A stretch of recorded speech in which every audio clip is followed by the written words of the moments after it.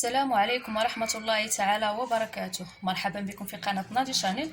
وصفتنا لهذا اليوم حلوى ميدوفيك، حلوى روسية معروفة نقدروا نحضروها بعدة طرق ونكهات، ولكن المكون الرئيسي فيها هو العسل.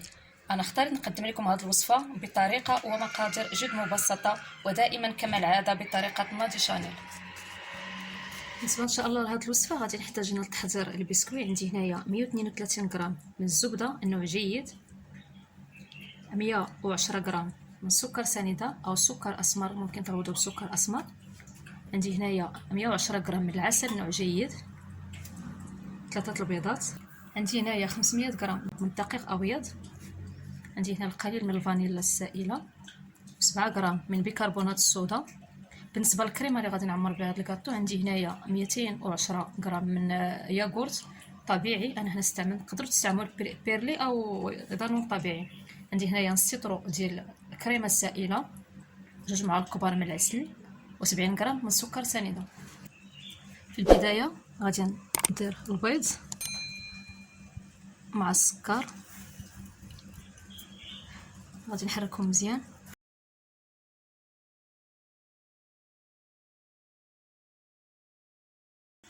على نار متوسطه تناخذ واحد اناء تنديروا فيه الزبده هو الاول،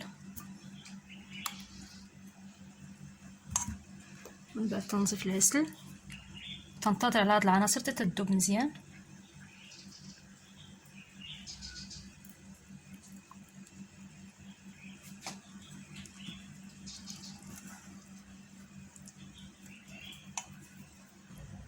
الزبده والعسل بعد ما ذابوا في هذه المرحله تنضيفوا بيكربونات الصودا. كما تشوفوا بعد ما ضفت بيكربونات الصودا وقع التفاعل هذا، غادي نطفي على النار وغادي نمر معكم المرحله الثانيه.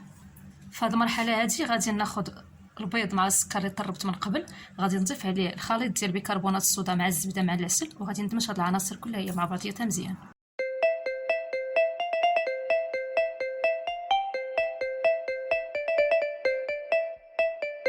في هذه الاثناء غادي نبدا نضيف الدقيق شويه بشويه.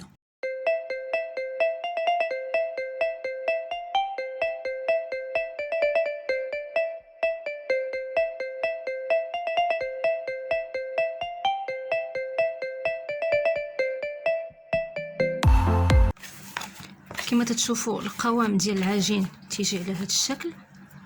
غادي ندير ليه بابي فيلم وغادي نخليه يرتاح في الثلاجه واحد نص ساعه، المكان عاد غادي نقدر نخدم به.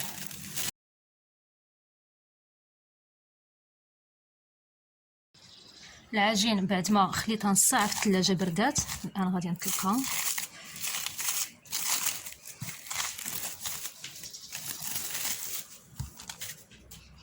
غندير القليل من الدقيق وغادي نحاول اني نسرحها مزيان.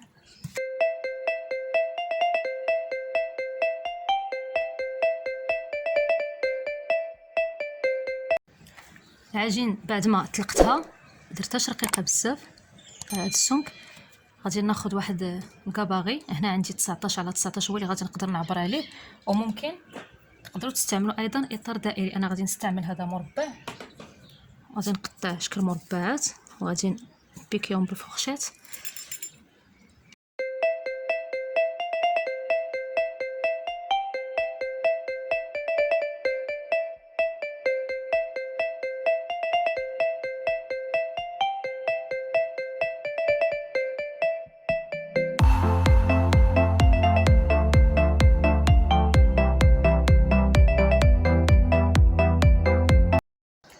لاباط بعد ما بيكيتها بالفرشات غادي ندخلها الفرن الساخن على درجه حراره 180 ونخليها طيب ما بين 9 حتى 10 دقائق ونخرجها. في اناء درت الكريمه السائله، غنضيف لها القليل من الفانيلا.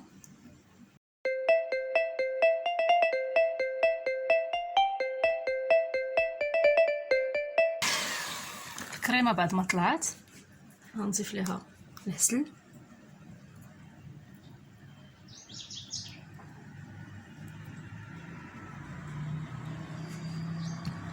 وغنضيف الياغورت.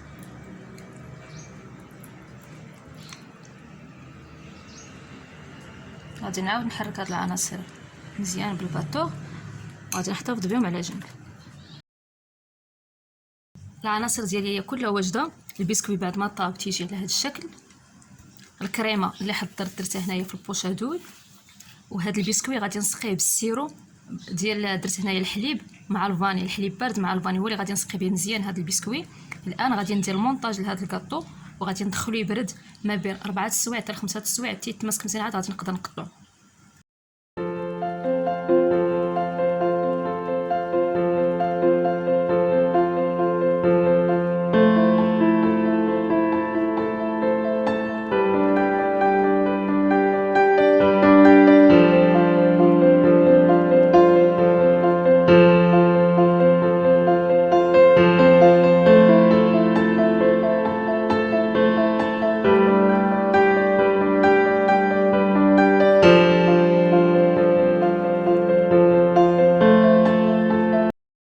هنا كما تشوفوا عندي عناصر التزيين. هنايا في لابوش درت لا كريم اللي بقات ليا من المونتاج.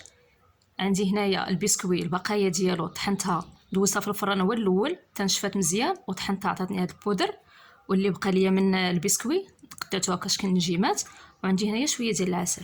هنا الكاطو بعد ما برد مزيان غادي نقطعو. هنا عندكم الاختيار اما تزولوا ليه الجناب وديروا ليه هذيك البودره من الفوق تفينيه وتخليوه كامل، او تقطعوه دي طرونش. انا غادي نقطعوه ان شاء الله كما غتشوفوا معايا وغادي نفينيه.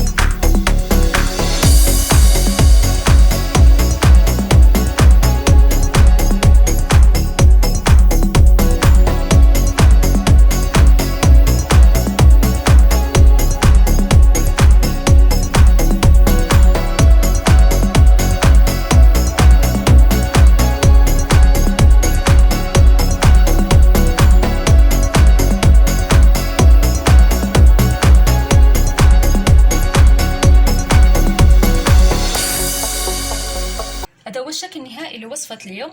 هاد الحلوى نقدروا نقدموها بعدة طرق ونزينوها بأشكال مختلفة. صراحة تجي لذيذة بزاف، غير حاولوا تجربوها غادي تعجبكم ان شاء الله، لان ما فيهاش شي تعقيدات او تقنيات باش نقدروا نصاوبوها. ومبقى لي الا نقول لكم دمتم في رعاية الله، الى اللقاء.